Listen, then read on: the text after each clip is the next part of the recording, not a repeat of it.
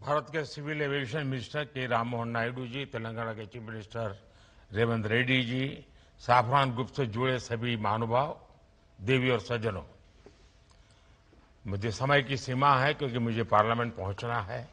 राष्ट्रपति जी का कार्यक्रम है, इसलिए मैं लंबी बात न करते हुए बहुत तेजी से कुछ बातें बता करके अपनी बात मैं पूरी करूंगा।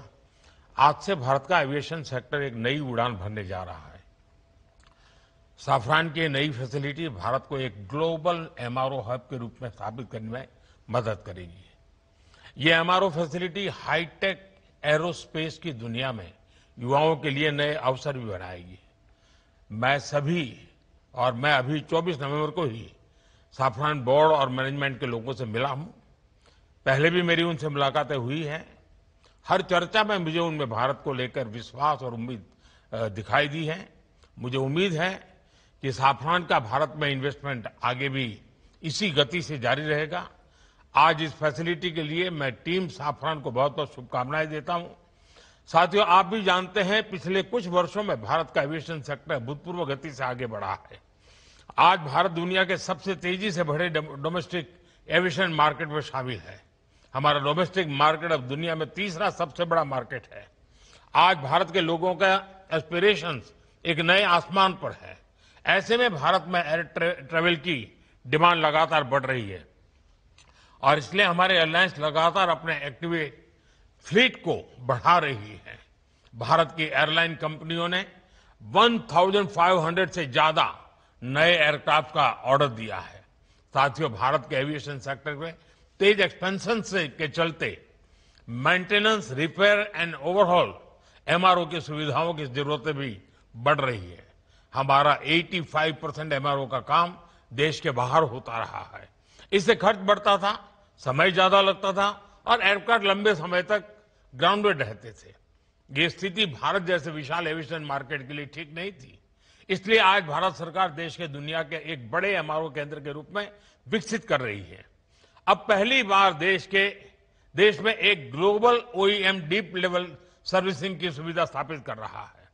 साथियों, साफरान की ग्लोबल ट्रेनिंग, नॉलेज ट्रांसफर और भारत के इंस्टीट्यूशंस के साथ साझेदारी, इससे देश में एक ऐसी वर्कफोर्स तैयार होगी जो आने वाले वर्षों में पूरे एमआरओ इकोसिस्टम को नई गति, नई दिशा देगी। इस फैसिलिटी से देश के दक्षिण भारत के नौजवानों के लिए रोजगार के अनेक अवसर बनेंगे और हम सिर्फ एविएशन एमआरओ तक सीमित नहीं रहना चाहते। हम शिपिंग से जुड़े एमआरओ इकोसिस्टम पर भी बहुत बड़े स्केल पर काम कर रहे हैं। साथियों, हम हर सेक्टर में डिजाइन इन इंडिया को भी बड़े पैमाने पर प्रमोट कर रहे हैं।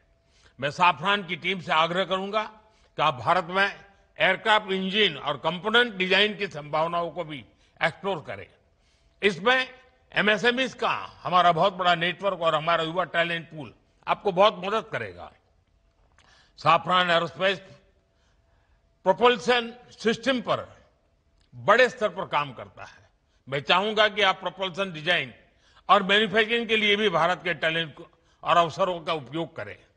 फ्रेंड्स, आज का भारत सिर्फ बड़े सपने नहीं देख रहा, भारत बड़े फैसले ले रहा है और उनसे भी बड़ी उपलब्धियां हासिल कर रहा है। We are dreaming big, doing bigger and delivering best. और भारत का बहुत जोर ईज ऑफ डूइंग बिजनेस पर है। साथियों, ग्लोबल इन्वेस्टमेंट और ग्लोबल इंडस्ट्रीज को आकर्षित करने के लिए हमने स्वतंत्र भारत के कुछ सबसे बड़े रिफॉर्म्स किए हैं। पहला, हमने अर्थव्यवस्था के दरवाजे खोले। दूसरा, हमने अपनी फंडामेंटल्स को और मजबूत किया। तीसरा, हमने बिजनेस को आसान बनाया। साथियों, आज अधिकांश सेक्टर्स में 100% एफडीआई ऑटोमेटिक रूट से संभव है। डिफेंस जैसे सेक्टर जहां पहले प्राइवेट सेक्टर को जगह नहीं थी, वहां भी 74% तक एफडीआई ऑटोमेटिक रूट से खोल दिया गया है। स्पेस सेक्टर में भी बड़ी अप्रोच अपनाई गई है और इन कदमों ने दुनिया को साफ संदेश दिया है, India welcomes investment, India welcomes innovation. Production link incentive schemes ने ग्लोबल मैन्युफैक्चरर्स को मेक इन इंडिया की ओर आकर्षित किया है। बीते 11 साल में 40,000 से अधिक कंप्लायंसेस हमने कम किए हैं। भारत ने बिजनेस से जुड़े सैकड़ों प्रावधानों को डिक्रिमिनलाइज किया है। नेशनल सिंगल विंडो सिस्टम ने अनेक अप्रोच को एक ही प्लेटफॉर्म पर ला दिया है। GST reforms, faceless tax assessments, नए लेबर कोड्स और आईबीसी, इन सब ने गवर्नेंस को पहले से कहीं अधिक सरल और पारदर्शी बनाया। इन्हीं प्रयासों की वजह से आज भारत को एक ट्रस्टेड पार्टनर, एक मेजर मार्केट और एक राइजिंग मैन्युफैक्चरिंग हब के रूप में देखा जा सकता है। साथियों, भारत के पास तेज ग्रोथ है, स्थिर सरकार है, रिफॉर्म से जुड़ा माइंडसेट है, बहुत बड़ा यंग टैलेंट पूल है, एक विशाल डोमेस्टिक मार्केट है और सबसे खास बात, भारत में निवेश करने वालों के लिए हम सिर्फ इन्वेस्टर नहीं बल्कि को क्रिएटर मानते हैं। हम उन्हें विकसित भारत की जर्नी के स्टेक होल्डर मानते हैं। इसलिए मैं सभी इन्वेस्टर से कहूंगा, India is proving why betting on India is the smartest business decision of this decade। एक बार फिर आप सभी को इस आधुनिक एमआरओ फैसिलिटी के लिए मैं बहुत बहुत बधाई देता हूं। बहुत बहुत धन्यवाद। मेरी समय की सीमा है, मैं आपकी इजाजत लेता हूं। बहुत बहुत